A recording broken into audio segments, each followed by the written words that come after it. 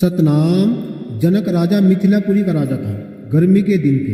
राजा का महल जिसमें स्वयं सिंहासन फूलों की सेज लगी हुई थी, उस महल को ठंडी वस्तुओं से ठंडा कर दिया गया।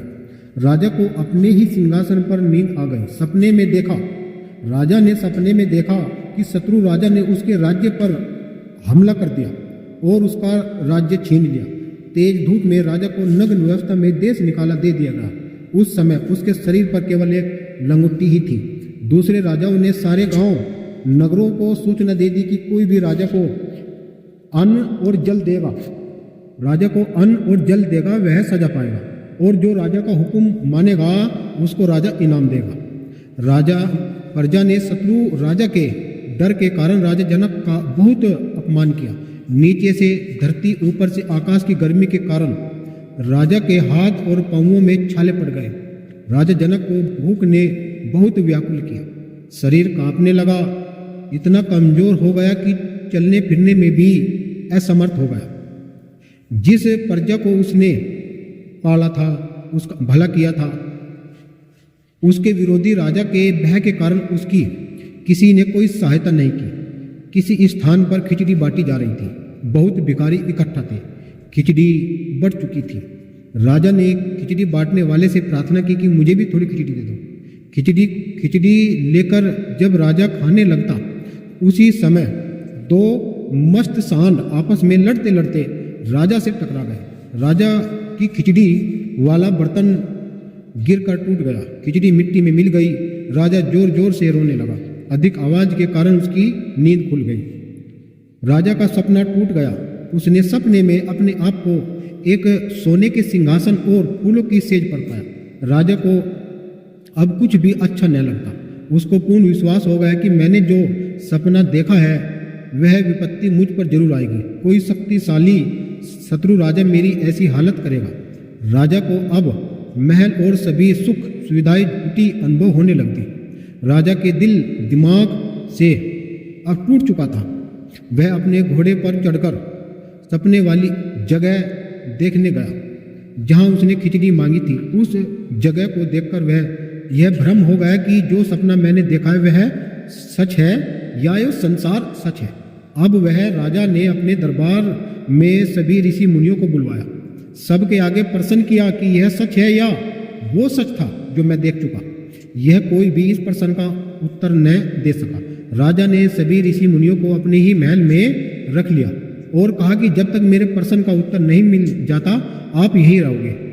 अष्टावक्र को जब पता लगा कि उसके पिताजी बहुत बड़े विद्वान थे और उनके साथ असंख्यक बहुत अधिक ऋषि मुनियों को महल में ही रोक कर रखा है, वह महल में पहुंचा। उसने राजा के पास जाकर राज्य सभा में राजा के प्रश्न का उत्तर देकर भ्रम दुविधा दूर किया। राजा जनक ने अष्टावक्र जी से प्रश्न किया कि यह संसार सच है या सपना। अष्टावक्र जी ने राजा के सपने की सारी स्थिति का वर्णन किया। राजा, तुमने सिंहासन पर सोते हुए एक सपना देखा कि जिसमें तुझ पर दूसरे राजा ने आक्रमण कर दिया और तुझे बंदी बनाकर देश निकाला दे दिया, और तुम भिखारियों की भांति भीख मांग रहे थे। इतने में आपकी निंद्रा खुल गई। आपने आपको सिंहासन पर फूलों की सेज पर पाया। आपको यह भ्रम था कि आपने सपने में देखा वह सत्य है या संसार सच है। दोनों सपने झूठे हैं। अष्टावक्र जी कहते हैं कि यो सपना भी झूठा है और संसार भी झूठा है। संसार थोड़ा अधिक देर तक रहने वाला है और सपना रात्रि में ही कुछ समय के उपरांत में खत्म हो जाने वाला है। जैसे एक आदमी एक सेर आटा रोज खा सकता है। यदि उसके पास एक सेर आटा है तो एक दिन में ही वो खत्म कर लेगा। यदि उसके पास एक मन आटा है तो 40 दिनों तक खाएगा। परंतु एक सेर आटा, एक मन आटा दोनों ही खाने में खत्म हो जाएंगे। ऐसे ही एक सेर आटे के समान संसार, मन, आटा दोनों ही खत्म हो जाएंगे। ऐसे ही अपना एक सेर आटे के समान है भाई। संसार एक क्षण आटे के समान है। दोनों को एक दिन खत्म होना है। इसलिए वह संसार जो सपना दोनों झूठ है। इसलिए यह संसार सपना दोनों झूठ है। इस प्रकार राजा जनक का अष्टावक्र जी ने भ्रम दूर किया। देखिए, अष्टावक्र जी एक ऐसे महान गुरु महान सतगुरु हुए हैं जिन्होंने समाज को समय समय पर ज्ञान कराया, समाज की जितनी गंदगी को दूर कराया है। अष्टावक्र जी की पूर्ण सतगुरु हुए। अष्टावक्र जी ने ही राजा जनक को ज्ञान कराया। जब राजा जनक को ज्ञान हुआ और जब राजा जनक ने पाया कि एक तरफ तो वो स्वयं मालिक जिसे पूर्ण सतगुरु कहते हैं वो सामने खड़ा, एक तरफ अष्टावक्र, तो राजा जनक जी कहते कि गुरु गोविंद दोहू खड़े काहे किसके लागू पाए, कि गुरु गोविंद आपने बलिहारी दियो बताए। राजा जनक कहता है कि एक तरफ तो वो स्वयं मालिक विराजमान है और एक तरफ मेरा गुरु विराजमान है। यदि मैं बंदगी पहले उस मालिक की करूं तो हो सकता है कि मेरे गुरु मुझसे नाराज हो जाए, और यदि मैं अपने गुरु की बंदगी करूं तो हो सकता है कि ये पूर्ण परमात्मा सतगुरु मुझसे नाराज हो जाए। तो उस समय राजा जनक का भ्रम दूर किया सतगुरु ने और कहा कि तू पहले अपने गुरु की बंदगी कर। गुरु ने जो तुझे रास्ता बताया है उसी ने तुझे रास्ता बताया है। तो इसीलिए साध संगत जी, आप सभी अष्टावक्र की जो कथा है वो सुन रहे थे, क्योंकि क्या है कि कहा कि संत मिलन जो जाए तज माया अभिमान, और जो पग में आगे को धरूं कोटि यज्ञ समान। कि जब हम किसी संत के द्वार जाते हैं और जितने भी हम पग रखते हैं वो कोटि यज्ञ समान होता है। यदि हमारे अंदर ईर्षा ना हो, द्वेष ना हो, मान बढ़ाई से अलग हो, तो वो एक पग ही कोटि यज्ञ के समान होता है। संतों के दरबार में जाना, संतों के चरणों में मत्था टेकना, तो समझ लीजिएगा कि जो हमारे कर्मों का जो गंदा स्वभाव है वो सब आवरण हट जाता है और सच्चा आवरण चढ़ जाता है।